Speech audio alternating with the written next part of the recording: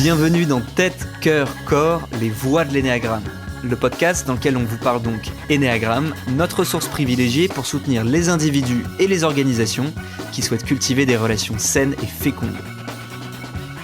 Nous sommes Anne-Claire Esbridge et Louis Paulet, coach, formateur et spécialiste de l'énéagramme. Alors ce podcast, on le fait aussi pour être en lien avec vous.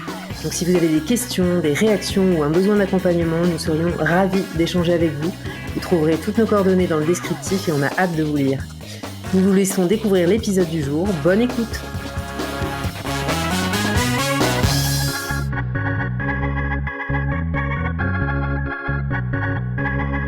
Bonjour à toutes et tous, nous sommes ravis de vous retrouver pour ce nouvel épisode, consacré cette fois-ci au profil 4. Alors un grand merci à nos 5 panélistes que je vais laisser se présenter. Est-ce que vous pouvez nous donner votre prénom, votre âge, votre lieu de vie et puis votre activité principale? Moi, c'est Adil, j'ai 40 ans, je vis à Paris et je suis comédien. Moi, c'est Diane, j'ai 38 ans, je vis à Paris et je suis formatrice. Donc moi, c'est Julien, j'ai 34 ans, j'habite à Paris et je suis coach en développement personnel. Marie-Astrid, j'ai 40 ans, j'habite à Saint-Malo et je suis en reconversion professionnelle.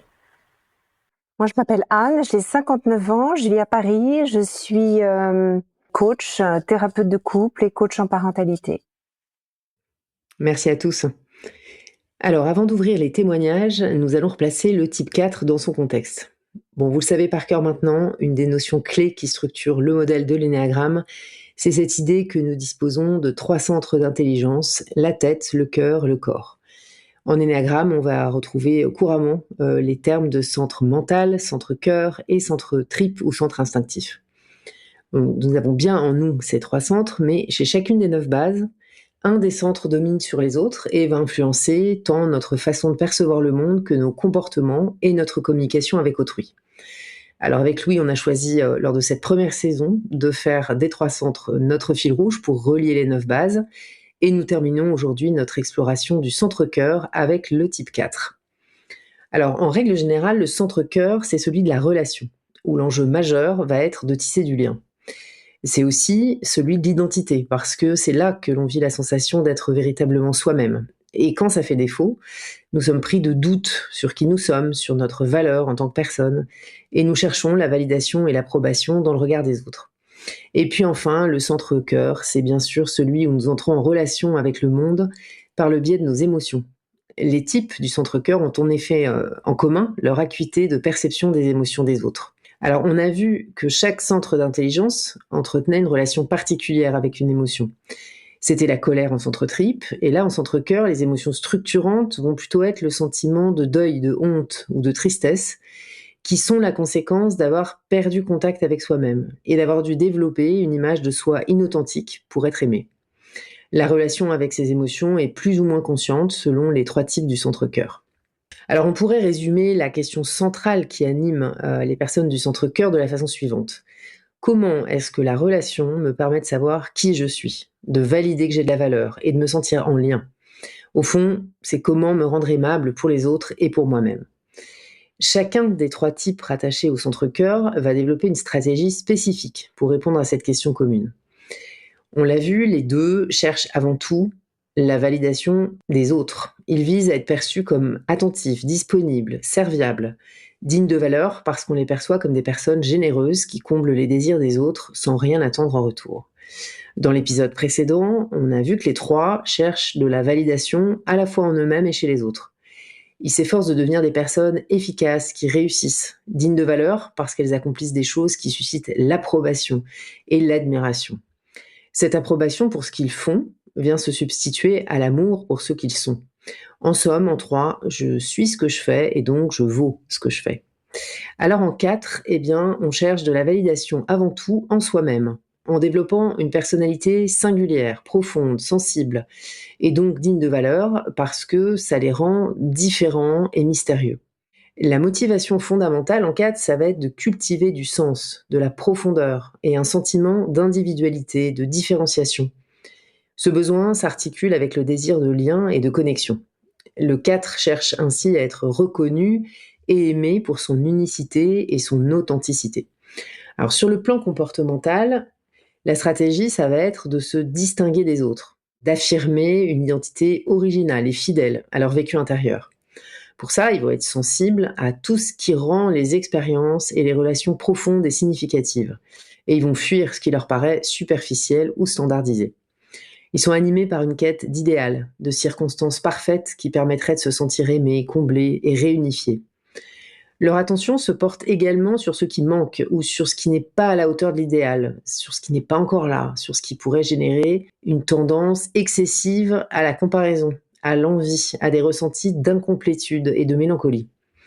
Les 4 ont tendance à s'identifier à leurs états émotionnels du moment.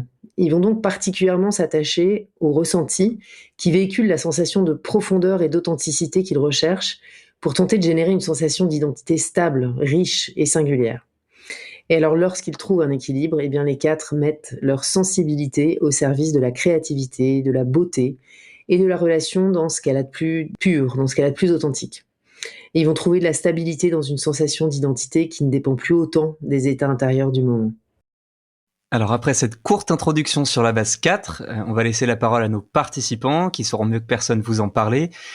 Notre première question pour vous, c'est qu'est-ce qui a fait que vous vous êtes retrouvés dans cette base ? Est-ce que c'était facile ? Est-ce que c'était évident ? Est-ce qu'il y a eu des hésitations ?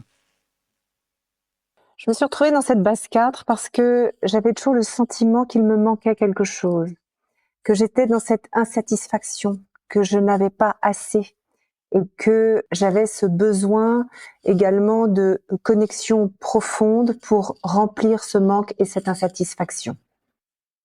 Moi, ça a été une prise de conscience par l'émotion, en fait. J'y réfléchissais là et je me suis rendu compte qu'il y a eu 2 trucs. Dans un moment de lecture de texte, je lisais le paragraphe du profil 4 et où voilà, il décrivait le profil et il disait au fond, il y a une recherche d'une relation unique et je sais plus comment c'est formulé, belle ou profonde. Et en fait, ça m'a émue. Et du coup, cette émotion, elle m'a questionnée. Et ensuite, je me souviens quand il y a eu la description des peurs fondamentales des profils et que la peur de l'abandon a été décrite pour le profil 4 avec toute une histoire, toute une anecdote d'une perte, en fait.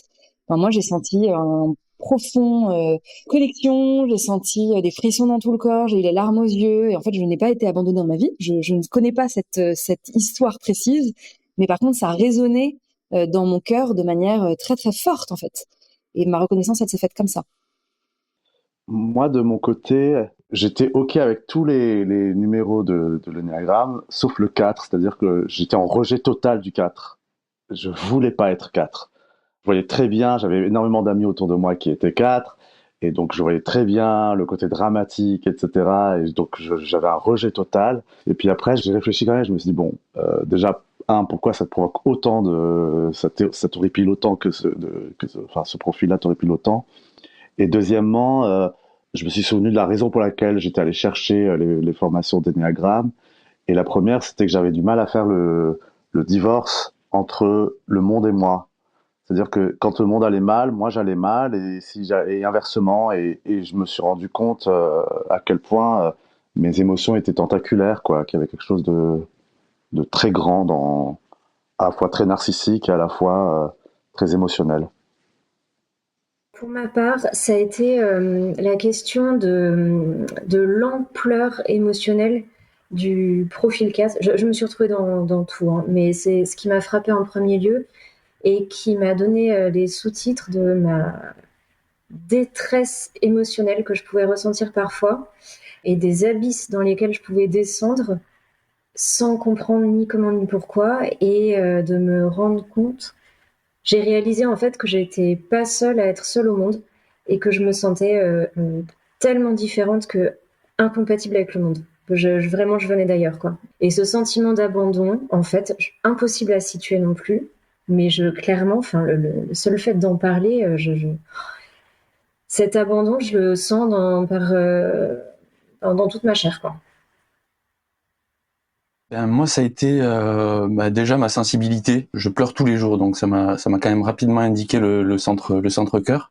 Et puis ensuite, le fait de descendre, comme disait Marie-Astrid, dans les abysses, dans les fonds de nos émotions. Et mais moi, je prenais aussi un malin plaisir à baigner là-dedans, quoi. J'aimais le contact de la souffrance, quoi. Je me sentais presque plus à l'aise finalement avec la souffrance que la joie. Ouais, merci pour tous ces premiers mots qui commencent déjà à poser un certain nombre de repères sur le paysage en 4. Alors, Anne-Claire disait tout à l'heure qu'en centre-cœur, une thématique centrale, c'est l'identité. C'est peut-être en 4 que c'est le plus visible et on voudrait vous interroger là-dessus. Le fait de se sentir différent, différente, singulier, singulière, qu'est-ce que ça évoque pour vous? L'inadaptabilité, le fait d'être complètement inadaptable au monde. J'ai voilà, le sentiment toujours d'une telle différence que je comprends pas le monde et le monde ne peut pas me comprendre. Non, je crois que je peux pas aller plus loin là dans le détail. Ah, ok, merci. Moi, ça se manifeste de manière assez ambiguë, c'est-à-dire que j'ai toujours le besoin d'être original parce que je sens que si je le suis pas, je ne serai pas aimé. Et en même temps, je, je ressens souvent une tristesse infinie parce que je me sens trop à part. Donc je suis toujours pris entre les deux. J'ai envie de, dans les groupes, par exemple, ça se manifeste très fort. C'est-à-dire que je vais toujours trouver la manière la plus originale, la plus peut-être humoristique ou émotionnelle de dire les choses. Et puis en même temps, j'ai une peur infinie d'être mis de côté, ouais, d'être mis à part. Merci Adil. Diane, je te voyais prête à dégainer. Je repensais à ma jeunesse en fait, je pense adolescence, lycée, où je souffrais parce que j'avais l'impression que j'avais tout un monde à l'intérieur de moi que je pouvais pas communiquer à l'extérieur, comme si en fait mes codes étaient différents, comme si je venais d'ailleurs, comme si en fait il y avait une incommunicabilité de mon monde intérieur à l'extérieur. C'est vraiment ça, je pourrais pas le décrire autrement, et j'en souffrais en fait. J'en souffrais beaucoup parce que je me sentais différente. Et aujourd'hui, je vois bien que dans mon parcours, il y a eu des moments où j'ai eu besoin de faire comme tout le monde, ça m'intéresse pas. Faire les mêmes parcours que tout le monde, les mêmes sujets que tout le monde, ça m'intéresse pas. J'ai besoin d'aller creuser au-delà des sentiers battus. J'ai l'impression qu'il y a quelque chose en moi de l'ordre d'une chercheuse, en fait, qui a besoin de chercher autre chose que le conventionnel, chercher autre chose que l'acceptable, que l'accepté, que le simple, entre guillemets. Et donc ça, c'est plutôt la différence revendiquée. Et je me souviens, du coup, dans cette période de jeunesse où je me sentais différente des autres et dans cette impossibilité de le communiquer, souvent j'avais l'impression du coup que mon identité, ça rejoint ce que vous partagez tout à l'heure sur l'identité, était fade. Et je me sentais transparente et fade par rapport aux autres parce qu'en fait je n'arrivais pas à laisser émerger la richesse de tout ce qu'il y avait à l'intérieur de moi. J'en avais peur en fait. Donc voilà, c'est ça que ça m'évoque, moi, la différence, la singularité. Se sentir différent pour moi, ça a toujours généré un grand sentiment de honte, d'indignité.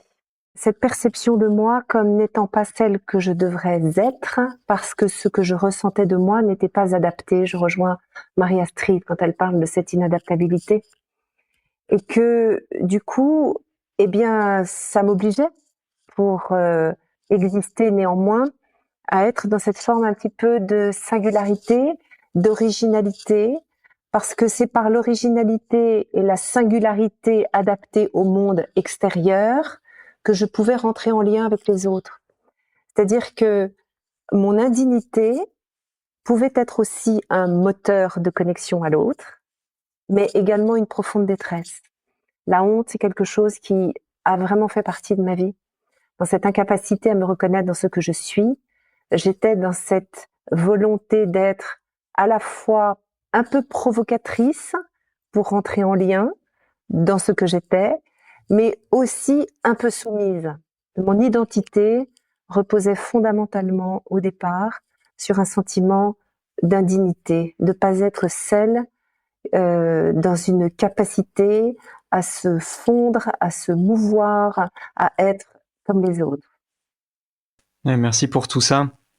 On entend notamment, je rebondis sur ce que tu disais Diane, tu parlais de quelque chose de l'ordre d'une recherche incessante, quelque chose qui est très vif, et on voulait justement vous interroger sur une caractéristique dont on parle régulièrement en 4, qui est une sorte de quête viscérale, de vérité, d'authenticité. Est-ce que ça vous parle? Et si oui, comment est-ce que ça influence vos choix, vos relations dans le quotidien? Le mouvement, il est engagé par la vibration, par l'émotionnel, par l'envie, la pulsion, le désir. C'est mon gouvernail, en fait.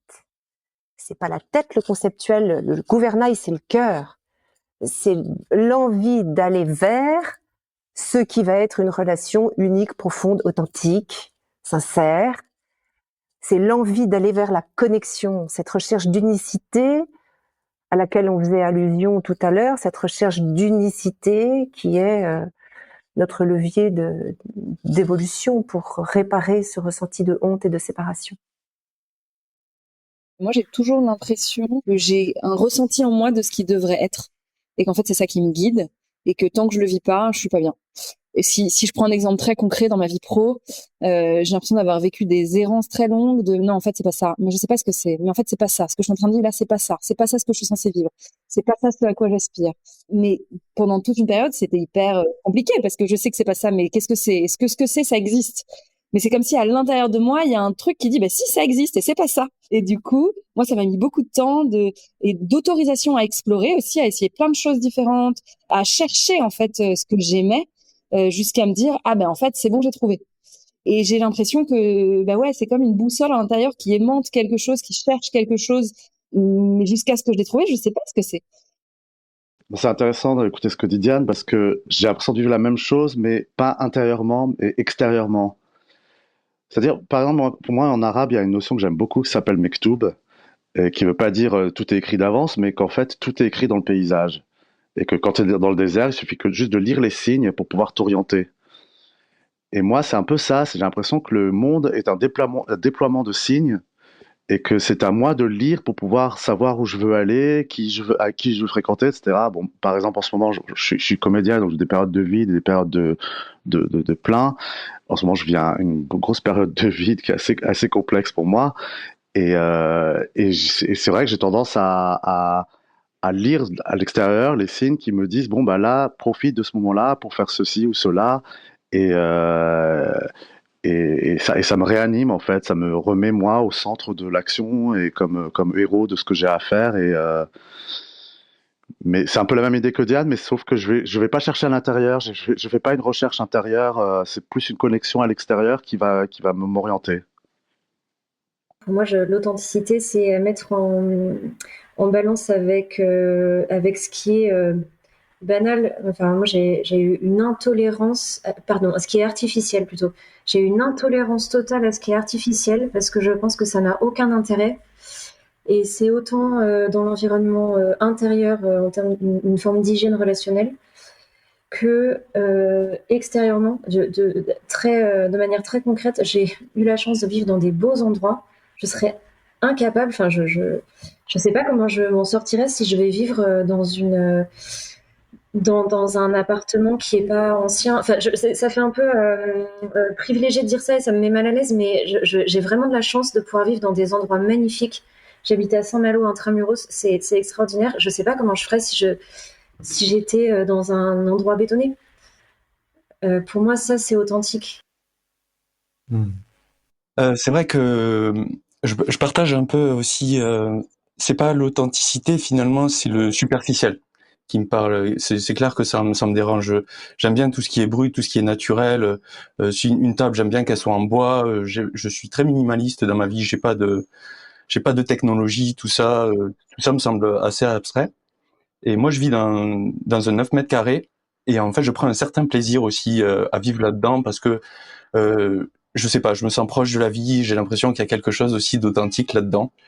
Et c'est un peu aussi quelque chose de cadre, de pas s'autoriser à trop de choses, mais ouais, je me sens à l'aise dans quelque chose finalement qui n'est pas optimal, quoi.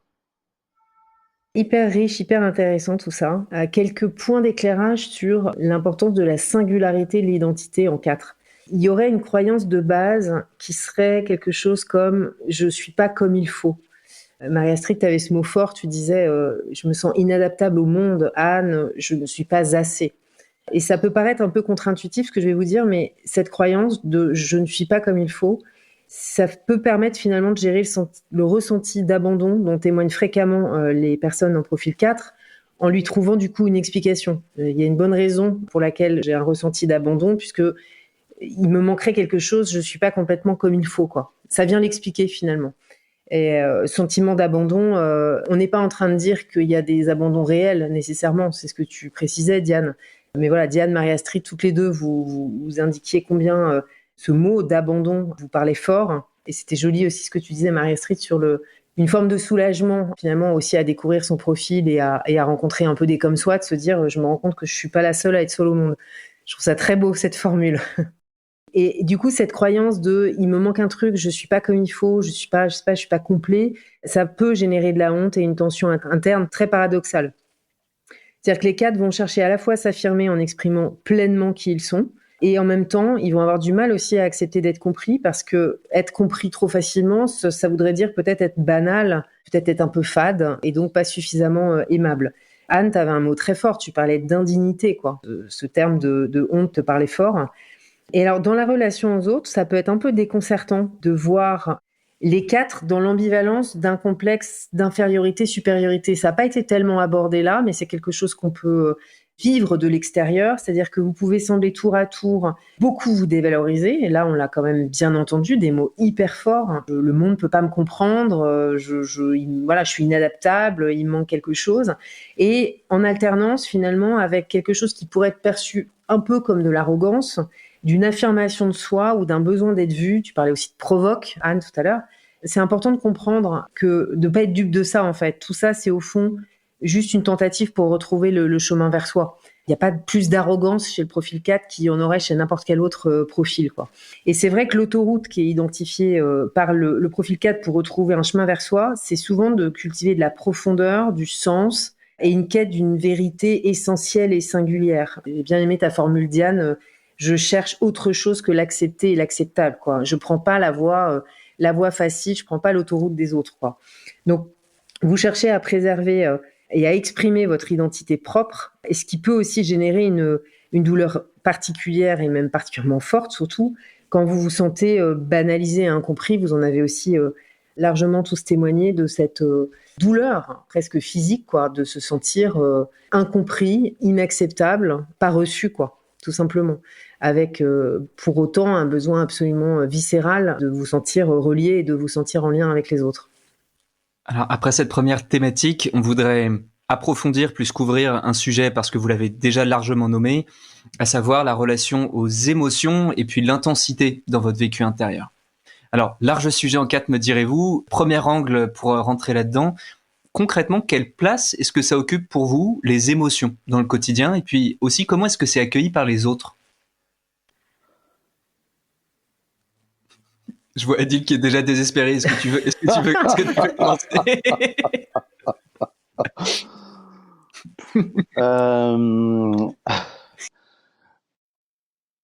Moi, c'est un vrai sujet parce que effectivement, énormément d'émotions, beaucoup de place. J'ai presque une incapacité à prendre des décisions de manière raisonnable. Si le cœur ne suit pas, pour moi, c'est impossible de prendre une décision rationnelle, en fait. Pour moi, ça prend beaucoup de place et parfois, j'aimerais que ça en prenne moins. Avec mes amis, alors j'ai le droit à tous les surnoms, hein, la drama queen. Enfin, voilà, c'est souvent du côté du drama. Une tendance on a l'impression de l'extérieur parfois que j'ai surexagère mes émotions, que c'est très exagéré. Pour les autres, j'ai un peu cette sensation-là. Et alors que intérieurement, c'est vraiment des vagues très fortes d'émotions que je vis, ouais. Je veux bien donner un exemple concret, un peu rigolo, enfin un peu rigolo. Je me rappelle, il y a 1 an à peu près, j'étais en voyage avec mon conjoint. Et je sais pas pourquoi on se met à écouter. Il y avait des vinyles et on écoute des vinyles. On était dans un appartement et il y avait et on met le vinyle de Gladiator. Et moi, c'est un film qui m'avait vachement touché à l'époque et la musique d'Hans Zimmer, j'adore. Et là, d'un coup, je commence à avoir les larmes aux yeux. Mais vraiment, genre, je me sens profondément traversée par la musique, connectée, reliée, les larmes aux yeux. Et là, il me regarde, il se marre. Et là, je me sens en rage contre lui. Et en 1 seconde chrono, je passe d'une connexion à la beauté, l'émerveillement, à la rage, quoi. Et vraiment, ça se passe en un quart de seconde. Voilà mon quotidien. C'est pas toujours comme ça, mais il y a quand même il y a quand même cette facilité et c'est facile pour moi de passer d'une émotion à une autre. En fait, c'est mon quotidien, c'est ma vie. Je me sens traversée par des émotions en permanence, les miennes et celles des autres. la place des émotions, elle est énorme. En fait, moi personnellement, je passe du haut en bas en permanence. Enfin, surtout à une époque où j'avais pas encore travaillé. Mais c'est mon gouvernail, c'est ce que je vous disais tout à l'heure. Le problème, c'est que ce gouvernail, ces émotions qui sont dans le haut, où j'ai le sentiment de vibrer, de me sentir vivante, et dans le bas, je me sens aussi vibrer et je me sens vivante, alors que dans le flat, dans cette équanimité, je me sens pas du tout vivante. Donc, je suis dans cette recherche perpétuelle des émotions, les hautes et les basses, qui sont d'ailleurs très en lien avec la confiance du moment. Quand je suis dans les hautes, je peux être dans ma toute-puissance, et quand je suis dans les bas, je suis dans mon indignité. Mais je les recherche, ces émotions, parce que je me sens vivante. Le problème, c'est que ça occulte la raison. Et c'est là que je peux vous donner un exemple où je me suis même mis dans mon intrépidité en danger, en vrai danger. Parce qu'il n'y avait pas d'émotion dans mon couple que je trouvais un petit peu plan-plan. Voilà. Je suis allée chercher des émotions jusqu'à provoquer une crise de couple pour me sentir vivante au travers de cette émotion souffrante. Et donc, c'est là que je dis que c'est totalement décorrélé ou déconnecté de la raison. En tout cas, je parle de moi, je parle pour ma part, puisque dans cette recherche d'émotions dans le haut et dans le bas, je peux me mettre en danger. Je peux me mettre véritablement en danger, je peux mettre ma famille en danger. Mais je ne me sens vivante que dans les hauts où c'est merveilleux et encore plus dans les bas. J'ai accompagné plusieurs personnes dans la mort jusqu'à leur fermer les yeux. Je ne me suis jamais sentie autant vivante que dans ces moments-là, qui pourraient être complètement dramatiques pour certains, mais non. Moi, je les aime, ces beaux moments de vie et de mort. Mais je vais donc dans la vie et dans la mort, mais surtout pas dans le flat, en fait. Merci pour tout ça. Ce sur quoi je voulais vous relancer, c'est que de l'extérieur, et vous l'avez nommé pour certains, certaines, ça peut être déconcertant de vous voir traverser ces grandes amplitudes émotionnelles, notamment avec des périodes sombres. Qu'est-ce qui vous aide à les vivre, à les transformer, ou voire même peut-être quel bénéfice est-ce que vous en tirez de cette intensité, de cette relation aux émotions? Quel bénéfice j'en retire? Je suis vivante. Je suis vivante à tout prix. C'est-à-dire que pour moi, en fait, c'est là où je me retrouve bien dans le centre émotionnel, c'est que c'est une manière de me prendre la vie de plein fouet. Et quand je parle, je sais pas, avec mon mari de quelque chose qui m'a touchée, en fait, je suis pas capable de le rationaliser une fois que je l'ai pas vécu émotionnellement. Après, pas de problème, pas de problème, j'ai un cerveau, mais tant que je l'ai pas vécu dans le rire ou dans les larmes, pas mal dans les larmes, c'est compliqué. Et en fait, c'est tellement mon interface avec le réel que je suis capable d'avoir pleuré 3 fois avant 9h du matin parce que je me sens pas bien habillée. Donc voilà, je dépose mon enfant à l'école, il pleure en partant, j'ai le cœur brisé. Enfin, c'est fatigant, mais c'est vrai qu'en fait, l'émotion est omniprésente. Et en même temps, si je me dis je ressens rien de tout ça, je reconnais que c'est pas très intéressant, quoi. C'est un peu plat. Ouais, le premier bénéfice, c'est clair que c'est se sentir vivant, quoi. C'est un peu comme une adrénaline, quoi, qui nous pousse, et comme si tout nous était possible, que le monde était ouvert et que on pouvait faire vraiment ce qu'on voulait, quoi. Comme si on était comme si j'avais un peu un super pouvoir et que j'étais plus impressionné par rien et que vraiment je pouvais tout m'autoriser.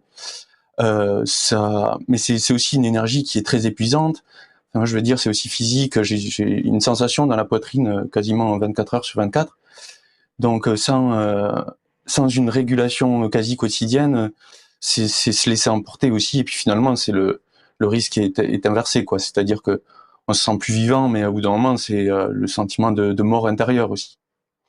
Donc moi, ce qui me tous les jours, c'est beaucoup de respiration, quoi. La respiration, c'est la première chose qui m'aide à canaliser cette énergie et de pouvoir l'utiliser et pas me laisser utiliser par elle, notamment. Moi, je voulais parler de ça. Moi, je me vois, alors c'est peut-être un peu le côté mégalo du 4, mais je me vois un peu comme une alchimiste. Et j'ai l'impression que dans les moments de douleur que j'ai pu traverser, en fait, c'était des périodes de transformation. J'en ai eu plusieurs dans ma vie qui étaient vraiment des phases. Je sors d'une qui depuis mai, où ça a été vraiment une phase sombre, où j'étais face à mes ombres, à mes questionnements, à mes doutes. Et en fait, c'est des phases de transformation, de réconciliation avec des parts de moi. C'est comme si, alors avant je vivais pas comme ça, mais c'est, je pense, avec d'avoir appris ça en fait finalement, que cette douleur là, elle m'invite à aller rencontrer quelque chose en moi qui est blessé et qui a besoin de sortir, d'être accueilli, d'être aimé pour pouvoir se transformer. Et j'ai eu différentes phases dans ma vie où j'ai eu l'impression de me réconcilier avec des parts de moi souffrantes. Que ce soit, par exemple, si je donne un exemple concret, moi j'ai une relation assez blessée avec ma religion juive pendant des années. Et voilà, ça parle de plein de choses, ça parle d'enjeux familiaux, ça parle de l'exil de mes parents, ça parle de plein de choses. Et en fait, j'ai eu besoin pendant des mois et des mois d'être au contact de cette douleur et d'aller l'explorer, la ressentir, la traverser en allant moi-même passer du temps en Tunisie, en lisant des livres et finalement d'aller rencontrer toutes les émotions douloureuses que ça me faisait vivre. Parce que à chaque fois que je me mettais face à ces sujets-là, j'étais en souffrance. Mais j'y allais pas pour que ce soit gratuit. J'y allais parce qu'en y allant, petit à petit, ça m'aidait à comprendre, apprivoiser, pleurer. Et en fait, j'ai l'impression finalement faire un deuil qui peut-être d'ailleurs était peut-être pas le mien, était peut-être celui de mes parents, je sais pas. Mais en tout cas, j'ai réconcilié quelque chose d'hyper profond et j'en suis sortie. Et aujourd'hui, c'est un espace qui est joyeux dans ma vie. Et j'ai eu plein de moments comme ça dans ma vie où j'ai traversé des phases sombres. Et en allant les rencontrer, les accueillir, les aimer, parfois écrire, parfois de plein de manières différentes, les vivre en fait et les sublimer, transformer, en créer autre chose qui m'amène vers plus de plénitude, justement. Sur la sublimation des émotions, peut-être que ça va répondre mieux à la question d'ailleurs. Moi, je me rends compte que j'ai une grande facilité à percevoir les choses, les choses qui sont belles. Et les sublimer, pour moi, c'est les donner, les transmettre aux autres. Et de manière concrète, en fait, j'essaye d'éduquer mes enfants à voir ce que moi je vois, d'éduquer mes enfants au beau, parce que la beauté, je l'aperçois assez facilement dans tout.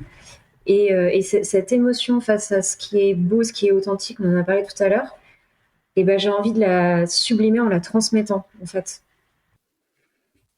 C'est tellement beau de vous entendre. J'ai les poils comme ça sur les bras. Quelques mots sur émotion et intensité intérieure. Enfin, je suis pas sûre qu'il faille en rajouter beaucoup parce que là, c'était quand même très incarné. Mais pour ceux, en tout cas, qui sont pas en 4, il faut vraiment comprendre que c'est un profil qui vit ses émotions comme une boussole interne. Tu nous as parlé de gouvernail, Anne, c'est une belle métaphore. Et cette boussole ou ce gouvernail, c'est vraiment l'indicateur de réalité. C'est-à-dire que par défaut, c'est comme si je vivais ce que je ressentais plus que je ne ressens ce que je vis. Pour se sentir pleinement vivant, je dois ressentir quelque chose. Et on cherche évidemment ici à construire du sens, de la profondeur, de la densité, en allant explorer ces états intérieurs. Et pour me sentir pleinement vivant, je pourrais avoir tendance à amplifier mes ressentis émotionnels. On a parlé d'émotions tentaculaires. Et alors, Adil, tu as eu cette formule absolument magnifique et j'adore. Je surexagère. C'est même pas j'exagère, c'est je surexagère mes émotions. Je trouve ça absolument croustillant comme formule.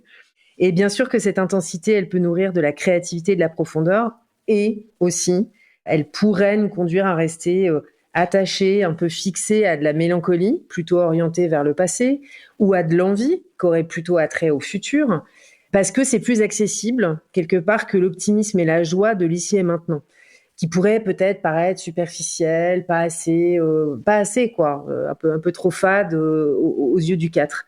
Tu nous évoquais, Julien, un peu en introduction, quand tu répondais à la question de qu'est-ce qui a fait que je me suis retrouvée en 4. Tu as eu cette lucidité, cette honnêteté de nous dire je peux reconnaître que je peux prendre un malin plaisir, on va dire, dans la souffrance. Donc, c'est vrai que les passions tristes, c'est un peu le fast-food de la nourriture émotionnelle en 4, quoi. Disons que c'est la porte d'accès rapide à une sensation de profondeur, de sensation vraie, de sensation qui ne serait pas fabriquée. Et en même temps, évidemment, ça a aussi sa fertilité. Ce que tu nous dis, Diane, de aller au bout, finalement, au bout du sens de mes larmes pour aller les sublimer et finir ce cycle et passer à autre chose. Donc, il y a quand même un enjeu de régulation, d'équilibrage. Alors, d'équilibrage pour chacun des profils, soyons très clairs, on le dit à chaque fois, mais d'ancrage dans le présent, à ce qui est déjà là. Parce que l'intensité, qui est vraiment le marqueur hyper fort de ce profil, va souvent primer sur la nature même de l'émotion ressentie. Ce qui compte, c'est qu'on ressente fort. Ce qui prime, c'est pas forcément la nature de ce qu'on ressent, mais qu'on ressente fort, avec un chemin d'accès peut-être un petit peu plus rapide vers les émotions un peu dures, un peu tristes, un peu souffrantes. Le pire, évidemment, ça serait de ne rien ressentir du tout. Donc c'est un peu tout sauf l'indifférence, quoi. Donc, il faut que ça soit intense. Une beauté sublime, une beauté ultime qui m'émeut au dernier degré en écoutant un disque, mais je peux passer à la rage à la seconde d'après. C'est intense. Il faut aller chercher peut-être une crise de couple pour avoir l'impression de vivre quelque chose, de provoquer des émotions fortes. Alors, nous, de l'extérieur, évidemment, cette intensité, elle peut nous amener à avoir peur. Quand on fonctionne pas comme vous, ça peut nous faire un peu peur. C'est déroutant, quoi, disons, de l'extérieur. Il y a Gérard de Nerval qui a cette formule que je trouve très jolie. Il parle de l'ineffable bonheur d'être triste. Alors évidemment, ça peut être vu comme de la complaisance dans la douleur par les autres, comme quelque chose qui serait choisi, alors que c'est vital, essentiel. Si vous avez envie de vous relier au profil 4, c'est hyper important de comprendre que c'est pas une stratégie consciente. C'est la stratégie la plus efficace pour arriver à ça. Mais derrière vos yo-yo émotionnels, il y a une énorme robustesse et une vraie résilience pour traverser les épreuves. C'est là-dessus qu'il faut pas être dupe non plus de l'extérieur. Et c'est des caractéristiques qui vous confèrent des compétences hors normes pour accueillir ce qui se passe pour l'autre sans jugement et à le soutenir dans les moments les plus sombres. Anne, quand tu nous parles d'aller jusqu'à accompagner quelqu'un à traverser de l'autre côté et lui fermer les yeux, je pense que quand on a dit ça, tout est dit, quoi. Jusqu'où vous pouvez être finalement robuste là où d'autres seraient partis en courant, quoi. Donc voilà, soyons pas dupes de l'extérieur, de quelque chose qu'on pourrait percevoir comme de la fragilité, la drama queen qui en fait trop, etc. Derrière, il y a une solidité hors du commun face aux émotions fortes et aux dimensions sombres. Vous êtes super bien équipés pour ça, quoi. On va poursuivre avec une thématique qui a déjà, là encore, été évoquée, à savoir la relation à l'idéalisation, une certaine forme de fantasme, d'une quête de l'absolu. Alors, spécifiquement, on dit souvent des 4 qui vivent dans leur fantasme idéaliste, au risque d'ailleurs de passer à côté du présent. À quel point est-ce que ça, c'est vrai pour vous? Et est-ce que vous aurez des exemples précis par rapport à ça? Bien sûr qu'on est dans l'idéalisation, souvent d'ailleurs avec une petite tendance perfectionniste pour se permettre de toucher cet idéal, parce que on imagine que dans cet idéal, on va être complètement comblé, on va être dans une situation vibratoire exceptionnelle, de joie, d'unicité. Donc oui, cette idéalisation, elle est là pour nous permettre c'est aussi le moteur pour nous permettre de vibrer encore plus, puisque on n'est pas des à peu près, et c'est jamais assez. Donc bien sûr, moi je suis toujours dans l'idéalisation. Est-ce que tu aurais un exemple de ça?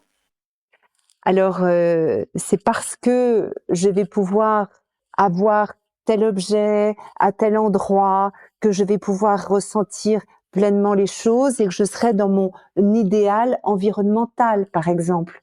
Donc tout va être pensé, mesuré, installé, choisi. Le tout, c'est de vivre dans cette authenticité vibratoire. C'est mon idéalisation qui est quand même plus proche de la maison. Après, je vais être dans l'idéalisation. Je faisais allusion tout à l'heure à l'insatisfaction. J'idéalise toujours la vie des autres. Ils ont des enfants qui sont beaucoup mieux que les miens, ils ont un mari beaucoup mieux que les miens, ça restera entre nous, ils écouteront pas le podcast. J'ai fait du travail depuis. Mais donc, c'est une façon toujours d'être dans un sentiment mortifère, de se dire, mon Dieu, les autres, ils ont, et puis moi, j'ai pas. Donc oui, je suis dans l'idéalisation, quelque chose d'idéalisation qui est bien loin de la réalité. Marie-Astrid? Moi, je rajouterais dans l'idéalisation de soi-même, mais qui du coup, en fait, on n'est jamais... moi, je souhaiterais pouvoir être très haut. Je me sens très basse. Et en fait, je sais que quelque part, je ne serai jamais à la hauteur de l'exigence que j'ai envers moi-même. Dans mes relations avec mes enfants, j'aimerais être parfaite, ou en tout cas pas parfaite, mais exceptionnelle dans le sens d'exception, pour leur donner des choses différentes des autres enfants, pour leur donner des choses plus belles, plus machin. Et en fait, j'ai l'impression que j'y arriverai jamais et que je suis comme toutes les autres à crier sur mes enfants. Pour rebondir avec ce que tu viens de dire et pour donner un exemple, dans cette idéalisation de soi, c'est que dans un moment où je vais être vibratoirement haute, je vais me sentir exceptionnelle, dans une forme de toute puissance qui est totalement détachée de la puissance, puisque c'est irréaliste et dans l'idéalisation. Toute puissante, et puis 2 minutes après, je vais être dans mon indignité ou dans ma honte. Donc, il y a quelque chose de tellement mesuré dans l'idéalisation, qui n'est pas mesurable, du coup, il y a tellement quelque chose d'idéalisé qu'on n'est jamais satisfait et qu'on passe du haut en bas, du haut en bas, ou du haut en bas, ou de la toute-puissance à l'impuissance, de la toute-puissance à l'impuissance. Avec beaucoup de flagellation. Diane? En fait, pour moi, c'est vraiment un moteur très fort. C'est-à-dire que oui, il y a ce décalage où à un moment, ça va être peut-être vertigineux. Exemple, j'ai fait une fête de naissance pour ma fille et je la voulais sublime et merveilleuse et à la fois avec mon héritage séfarade et en même temps accessible à notre modernité. Et en fait, pour moi, ça a été à la fois un casse-tête de me dire, bah tiens, comment j'arrive à cet idéal? Ça m'a demandé beaucoup d'énergie, de cœur, de traverser des peurs que ce soit pas assez, que ce soit trop, etc. Et en même temps, c'est un moteur de dingue. Et en fait, cette fête, elle était magnifique. Et elle était trop belle, quoi. Il y avait trop d'ingrédients qui étaient magnifiques. Et j'ai l'impression aussi, moi, dans les formations que je donne, j'ai toujours besoin de faire un peu différemment des autres, c'est normal. Et en fait, j'ai cette vision de ce que je veux apporter. Et cette vision de ce que je veux apporter, c'est un ressenti dans mon corps qui va me guider au fait de le proposer. Et donc, il y a toute une traversée un peu douloureuse de création. Mais une fois que c'est là et que c'est créé, en fait, je sais que ce qu'on vit, c'est génial. Et je sais que les participants, ils viennent pour ça, en fait. Et ce truc-là, ben, c'est un peu unique. Et tu vois, il y a peut-être le fantasme du 4 qui pense qu'il est unique, mais je pense aussi qu'il y a une capacité à créer des moments hors du commun qui sont beaux et forts et qui embarquent. Et j'ai envie de souligner ça aussi. Parce que pour moi, ça, c'est une grande force, en fait, de pouvoir toucher, embarquer, percuter, avoir de l'impact, en fait. Merci beaucoup pour ça, Diane. Et bien entendu, tu as raison de redresser la barre. Notre but n'est pas du tout de peindre un portrait noir du 4, et tu nous fais une transition parfaite vers la question suivante, qui est justement, ok, il y a cette sensation de manque, de comparaison qui peuvent prendre beaucoup de place, mais dans quelle situation est-ce que ça devient un moteur? Qu'est-ce que ça peut produire de beau? Diane, je pense que tu as largement ouvert le sujet. Est-ce que vous autres, vous souhaitez vous exprimer sur la question? Je la rejoins complètement. Dans un premier temps, l'idéalisation, chez moi, va m'empêcher de passer à l'action des fois, notamment dans un nouveau projet. Par exemple, aujourd'hui, je fais du coaching. Ça a été très long pour me lancer. Parce que pour moi, le coach, je m'étais tellement idéalisé l'image du coach qu'en fait, pour moi, c'était devenu presque impossible à atteindre. Et puis finalement, après avoir passé le pas, aujourd'hui, ça me met un niveau d'exigence finalement dans mon quotidien et dans mon travail de tous les jours. C'est-à-dire que c'est ce qui va me motiver tous les jours à me remettre en question, à faire du travail à côté sur moi-même, à faire le travail que je propose aussi à mes coachés, parce que j'ai une image du coach qui est pour moi un idéal, mais qui me pousse toujours à être meilleur dans ma pratique, quoi. Un exemple très concret, pour le jour de mon mariage, je voulais évidemment que ça soit un moment exceptionnel. En fait, j'ai fait un dîner aux chandelles. C'est-à-dire, je voulais pas qu'il y ait une seule lumière artificielle et je voulais que ça soit authentique, avec des choses très très naturelles. Je ne voulais rien d'artificiel et de fait, il n'y a pas eu une seule lumière artificielle dans la tente pour le dîner. Et il y a une amie après qui m'a dit, mais j'ai été frappée quand je suis rentrée, c'était, je sais plus comment elle a dit, merveilleux ou quelque chose comme ça. Et là, je me dis, mais en fait, j'ai réussi mon coup. Je voulais que cette journée soit magique, pas que pour moi. Et là, clairement, ça a fait du bien autour de moi. Je sens que ça a fait du bien. Bon, alors, idéalisation, ça parle bien, hein, évidemment, en 4. Alors, il est vrai que l'attention au manque et la comparaison à la fois avec les autres, mais aussi avec ce qui aurait pu être, ce qui aurait dû être, ce que j'aurais dû être, ce que j'aurais dû vivre. Tu nous parlais, Diane, en début d'épisode, mais c'est pas ça que je suis censée vivre. Et en même temps, le moteur génial aussi que ça permet d'enclencher, quoi. Du coup, je vais partir en quête, alors. C'est vrai que l'attention au manque et la comparaison, c'est un peu la plaque de verglas en 4. On a tous nos plaques de verglas. Voilà, ça, c'en est une dans le profil 4, à rechercher un peu un idéal perdu, à fantasmer un petit peu ce qui est absent, à la fois chez vous, ou dans vos vies, ou dans vos relations, ce qui pourrait vous amener à ressentir de la nostalgie ou une certaine insatisfaction. Alors, oui, c'est déroutant pour les autres qui peuvent trouver que vous voyez le verre souvent plutôt à moitié vide, ou que vous avez tendance à dramatiser ou à être négatif. Déjà, première chose, c'est que face à ça, je pense que douceur, tendresse sont toujours plus efficaces pour vous aider à revenir au présent que jugement ou caricature de ce que vous êtes en train de vivre. Donc, note d'intention à ceux qui auraient en face d'eux un profil 4 dont ils se diraient il est en train de dramatiser. D'accord, mais ça n'a jamais aidé à personne à sortir du drame que de dire à quelqu'un mais arrête d'en faire des caisses, arrête de dramatiser. Voilà, plutôt vous connecter au cœur et à la compassion pour aller les rejoindre. Et puis surtout, on a entendu, et merci pour ces témoignages-là, parce que combien une attention au manque bien canalisée, et on pourrait le formuler plus joliment, une quête d'idéal, quoi. Ça a de la gueule quand même, une quête d'idéal. Une fois que c'est bien canalisé, à quel point ça peut devenir un moteur exceptionnel pour vivre des choses exceptionnelles. Et merci Marie-Astrid d'avoir insisté, scandé ce mot, c'est hors exception, quoi. Donc c'est unique, c'est juste incroyable, c'est hyper marquant, c'est hyper impactant. Et puis c'est impactant émotionnellement, et on sait que les émotions, c'est la glue de la mémoire. Donc oui, ça va être réellement impactant dans la durée, pour créer autour de vous du merveilleux, inviter les autres à ressentir de la profondeur, du sens, de la beauté, et même dans un moment qui peut être simple. Alors, en même temps, illuminer un dîner entier de mariage à la bougie, c'est un peu de boulot, il y a un peu d'orga derrière, hein. Mais au fond, c'est, d'ailleurs, vous l'avez tous dit, Julien, tu le disais beaucoup, ce goût de la matière brute, de choses qui ne seraient pas des choses du produit brut, quoi, qui serait pas raffiné au sens trafiqué, quoi, transformé, industrialisé. Donc oui, vous apportez ça quand votre quête d'idéal est bien canalisée, vous êtes juste irrésistible. Il y a rien qui peut vous arrêter pour aller créer du merveilleux. Et ça, c'est quand même, c'est exceptionnel. On doit ça à ce profil. Merci pour tous vos témoignages sur toutes ces questions.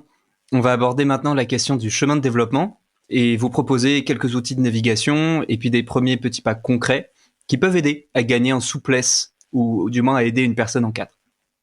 Alors, la première chose, vous nous entendez en parler à chacun des épisodes, c'est le fait que l'énéagramme vise avant tout à nous permettre de prendre conscience de nos schémas, de nos automatismes qui nous ont protégés dans nos années formatives, mais qui constituent aujourd'hui ce qu'on appelle notre réactivité. C'est-à-dire que face à des situations du quotidien, on a tendance à réagir automatiquement plutôt qu'à agir librement.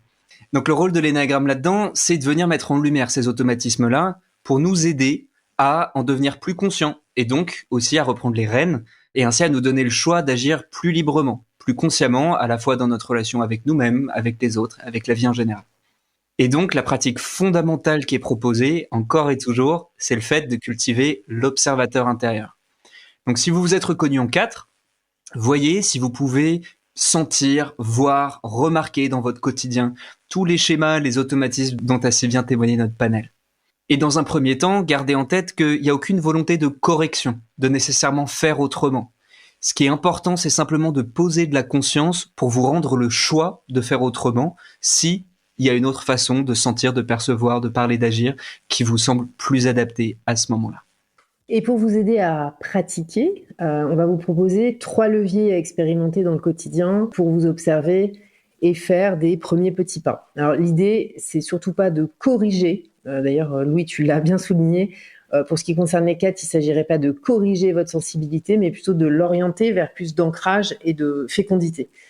Premier pas qu'on a appelé « savoir cultiver un jardin secret ». Il est important de ne pas confondre la richesse d'une âme et la propension à en parler. Effectivement, accueillir ce qui se vit à l'intérieur sans le partager immédiatement, ça pourrait permettre de véritablement prendre contact avec soi-même, de reconnaître sa propre richesse et de communiquer son expérience de façon plus choisie, plus mûrie, en se donnant toutes les chances d'être réellement reçu et compris. Concrètement, le pas, ce serait de choisir le bon canal d'expression. Écrire dans un journal, peindre, composer, marcher en silence, ce que vous voulez, mais trouver un mode créatif ou contemplatif qui va transformer le ressenti en quelque chose de fécond plutôt qu'en déversement. Et finalement, ce serait de repérer le bon moment pour la confidence, pour le partage avec l'autre. C'est-à-dire apprendre à sentir quand la parole sera juste et utile, ni trop tôt, ni sous la pression d'une émotion brute, pour que le partage renforce le lien plutôt qu'il ne suscite regret ou honte d'en avoir trop dit. C'est-à-dire qu'il peut y avoir une tentation de tout exprimer, tout dire, et après, derrière, un sentiment de honte d'en avoir trop dit. Donc, de trouver un peu des chemins pour que le moment de la confidence, ce soit le moment que vous avez choisi plus en conscience et plus librement surtout pour déposer cette confidence. Et en cultivant ce jardin secret, c'est une manière de rester en lien avec mes émotions sans être englouti, sans être emporté, et à offrir aux autres une parole plus apaisée et créatrice. Le sujet suivant sur lequel on voulait vous proposer des éléments avec Anne-Claire, c'est le fait de revenir au corps, revenir au mouvement et puis à l'action. En fait, en situation de stress, les 4 ont tendance à plutôt stagner en boucle entre leur centre tête et cœur. Donc à boucler entre eux, ruminer, sonder leurs ressentis, mais le tout en oubliant le centre corps, qui permettrait justement de revenir s'ancrer dans le présent et se mettre en mouvement pour sortir de cette stagnation. Et ça nécessite de mettre en place des habitudes pour revenir au corps et à l'action. Dans les moments de crise, c'est souvent très salvateur pour des 4 de passer à l'action quelle qu'elle soit, sans attendre de sentir l'action juste à tout prix. Donc, des premiers petits pas concrets en ce sens, ça pourrait être d'une part d'instaurer des routines de pratique corporelle. Ça peut être du yoga, de la danse, de la marche en conscience, du jardinage. Julien, tu parlais tout à l'heure de respiration. Quoi que ce soit, le mouvement, il vient nous connecter au corps pour revenir au présent. Et ça régule aussi l'intensité émotionnelle pour mieux la naviguer. Et puis, la seconde partie de ça, c'est de planifier de l'action, entre guillemets, sans humeur préalable. C'est-à-dire, quand il y a des ruminations qui commencent à arriver ou une sensation de stagnation, de tourner en rond, il s'agit de s'engager dans une tâche quelconque. Et ça pourrait être très simple, ça pourrait être des tâches ménagères, trier votre courrier, du rangement, faire du sport, même quand l'inspiration ou l'envie ne sont pas là, parce que ça permet en fait de renouer avec le fait que l'action peut précéder l'émotion. La dernière proposition, ce serait de réouvrir son attention à l'extérieur, puisque c'est vrai qu'en cas de l'attention va plutôt plus naturellement vers le monde interne, et ce serait salvateur d'intentionnellement se tourner vers l'extérieur pour revenir à l'équilibre. Même si c'est inconfortable, évidemment, parce que ça peut titiller un peu la peur de se perdre soi-même de vue. Mais le pas, ce serait, par exemple, de prendre des engagements stables, tournés vers les autres. Une asso, un projet collectif, du bénévolat, peu importe la forme que ça peut prendre, mais l'idée, c'est que la constance de votre engagement vers les autres prime sur l'intensité émotionnelle. Alors évidemment, les meilleurs outils, les meilleures pratiques vont toujours provenir de l'expérience de la vie des personnes qui se retrouvent en base 4. Donc on va revenir à notre panel. Et est-ce que vous pouvez, chacune, nous partager la pratique qui vous a permis de gagner en conscience et en liberté par rapport à vos automatismes? Allez, j'y vais. Sans aucun doute, la méditation. Moi, je me rappelle que ça a été une illumination pour moi de découvrir Christophe André, qui est le psychiatre qui a introduit la méditation en France, qui laissait de la place au monde intérieur pour le rencontrer avec une posture de douceur et de soin, en fait. Pour moi, ça a été une énorme transformation. Et je me rappelle de ma première retraite de méditation qui était au village des Pruniers, qui est un monastère bouddhiste, où en fait, on s'entraîne à être dans chaque instant et à s'émerveiller de chaque instant. Il y a une des pratiques, c'est de boire son thé et de goûter la saveur du thé, de sentir l'odeur du thé, de sentir la chaleur sur la tasse. Et en fait, moi, ça a été comme si d'un coup, en fait, ma faculté à m'émerveiller pouvait être présente dans l'instant. Pas juste dans la projection de ce qui pourrait être, pas juste dans le passé de ce qui a été, mais dans chaque instant qui se déroule. Et littéralement, ça a changé ma vie. Parce que c'est ma porte d'entrée vers l'instant présent. Et c'est ce qui fait que dans les moments difficiles ou dans les traversées, en fait, reméditer, se remettre ici, ressentir, s'émerveiller, voir le beau. En fait, c'est facile en cas de voir le beau. Donc, s'entraîner à voir le beau dans l'ici et maintenant, ça m'a changé ma vie, Et dans des petits trucs, en fait. Pas dans des trucs exceptionnels à vivre dans le futur, mais dans des petits trucs du présent. Des petites merveilles qu'il y a partout, en fait. Des petits secrets cachés partout du quotidien. Merci beaucoup, Diane. Ouais, moi, sans hésiter aussi, c'est la méthode Feldenkrais. Donc, c'est une méthode somatique qui, en fait, c'est une pratique que tu fais au sol et qui te permet, par des micro-mouvements, d'analyser, d'observer les interactions que, par exemple, je bouge mon genou, tiens, ça a une interaction sur mon épaule, etc. Et donc d'observer mon corps dans l'infiniment petit. J'aime bien dans cette pratique parce que vraiment, ça nous montre qu'il y a deux infinis, il y a l'infiniment grand, l'infiniment petit. Et il y a deux portes donc pour y accéder. Et en fait, il y a une porte qui est plus accessible que l'autre, c'est l'infiniment petit. Et donc de s'émerveiller des micro-mouvements et de l'impact que ça a sur le corps et de comment finalement tout ça se permet à la colonne vertébrale de se déployer dans la liberté, dans l'aisance. Enfin, voilà, moi c'est sans hésiter ça qui m'a... Mais c'est une forme de méditation aussi. Hein. Merci. Marie-Astrid ? Moi, c'est pour sortir un peu de mes hauts et bas, surtout des bas, ça serait de revenir au présent, donc au réel, à l'instant présent, par la mise au service des autres. Déjà, en fait, de cuisiner. Moi, j'adore cuisiner, ça me raccorde, j'adore, et puis ça sert à tout le monde, toute la famille. Et là, je suis dans une période où j'ai des enfants petits dont je dois m'occuper. Et je me suis rendu compte il n'y a pas très longtemps que je faisais la thérapie de la couche sale, c'est-à-dire que quand je change une couche à un enfant, c'est vraiment dégoûtant. Mais en fait, en me mettant dedans, je me rends compte que je me force à voir le beau des choses et je me dis, en fait, là, je suis en train de prendre soin d'un tout petit qui a besoin de moi. C'est moche, c'est trivial, mais en fait, ça me reconnecte à quelque chose de réel dans lequel je trouve quand même du beau sans avoir besoin de passer par une émotion énorme. Alors, on est tous différents. C'est ça qui est extraordinaire parce que on a beau peut-être s'être reconnus dans le même profil, eh bien, c'est ça qui est intéressant, c'est que on sort pas du tout de cette torpeur de la même façon. Moi, tout ce qui est méditation, corps, non. Ça aurait un peu tendance à me plomber et à mettre dedans. En revanche, ce qui pour moi est essentiel, c'est quand je suis dans le trou de noyade de mes émotions, c'est comme en parentalité, en fait, faut faire diversion. Donc, comment faire diversion? C'est, je branche l'adulte, là je mets de la raison, et quelle action je peux poser pour aller mieux dans cet instant où je suis en train de me noyer. Donc moi, je suis vraiment dans l'action d'aller vers quelque chose, mais en passant par le rationnel, pour faire en sorte que je sois responsable de ce qui va me faire du bien, et non pas me noyer dans l'émotionnel. Et donc, ce qui me fait du bien, c'est là que je vais rejoindre votre corps, néanmoins, c'est que je me dis quelque chose qui me fait du bien, j'écoute jamais de musique, mais dans ces instants présents, je suis pas du tout à écouter de la musique, mais dans ces instants présents, je vais mettre une musique d'un chanteur que j'aime plus que tout au monde. Je vais à la fois chanter et je vais à la fois danser. C'est-à-dire que mon attention va être sur je dois suivre la parole, mon corps va être dans je vais suivre la musique et le mouvement, et mon cœur va être dans suivre la mélodie. Et donc en fait, mes 3 centres sont sortis du contexte. Et ça me permet de me ressourcer et d'être dans quelque chose de plus réaliste et non pas idéaliste, ce qui bien souvent est ce qui me mène au fond. Merci Anne. Julien, on te laisse clôturer notre tour. Moi, ça va être le matin, ça va être dans le corps, quoi. Je saute du lit et je vais passer à l'action. Comme tu disais, soit du rangement, soit d'aller marcher, que ce soit pas sportif, mais vraiment pour mettre en action, quoi, pour chauffer le corps. L'idée, en fait, c'est surtout de pas passer par les émotions en premier, parce que là, c'est me tirer une balle dans le pied, quoi, pour entamer ma journée. Ça, c'est quelque chose qui est quotidien, quoi. C'est comme si quelque part, j'avais pas le choix pour être vraiment opérationnel pour la journée. Et le soir, ça va être plus du style de la méditation, beaucoup de respiration surtout.